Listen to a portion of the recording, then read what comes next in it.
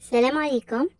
راني رجعت لكم بالجزء الثاني للفيديو تاع مشاريع مربحة تقدري تخدميهم مع المقاهي ومن دارك فقط بدون الحاجة لمحل أو تكاليف كثيرة.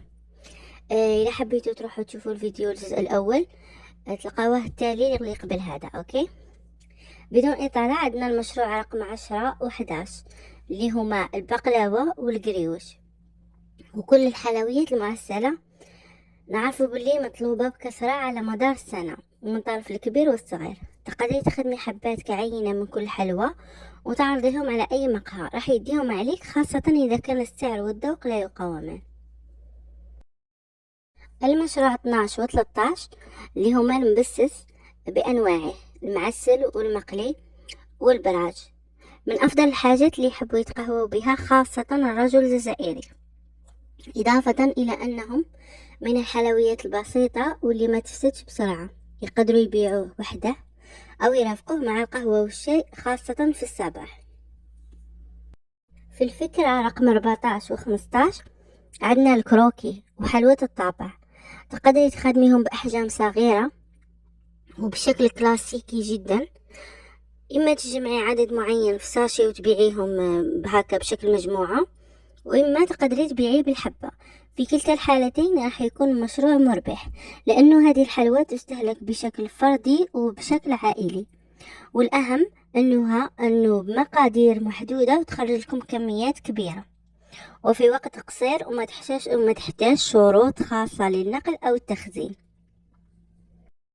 نجول الاقتراحين رقم 16 و 17.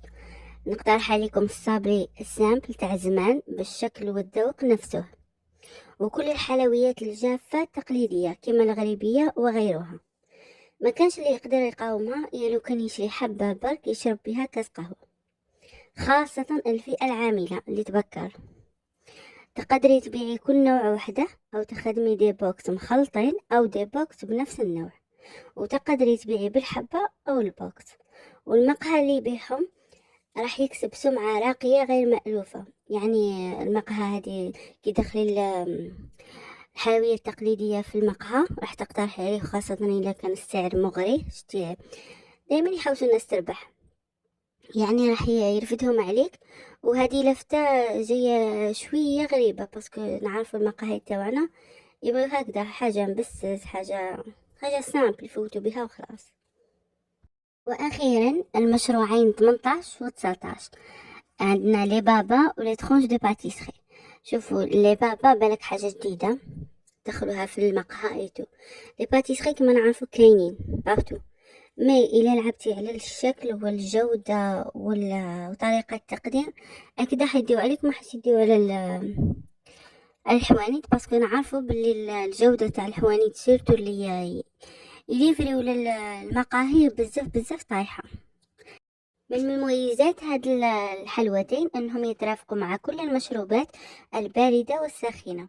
تقدري تنوعي في النكهات والأذواق، وهي أفضل خيار للناس اللي ما تحبش الحلويات التقليدية. مرة على مرة الناس تحب تبدل. فوالا وصلنا لنهاية الفيديو، إن شاء الله يعجبكم هذه الأفكار اللي اقترحتهم عليكم.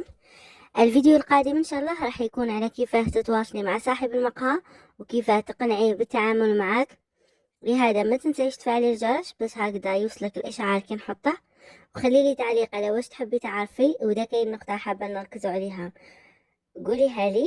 وايضا ما تنسيليش لايك اذا عجبك الفيديو. طبعا الى الفيديو القادم وربي يوفقك ان شاء الله.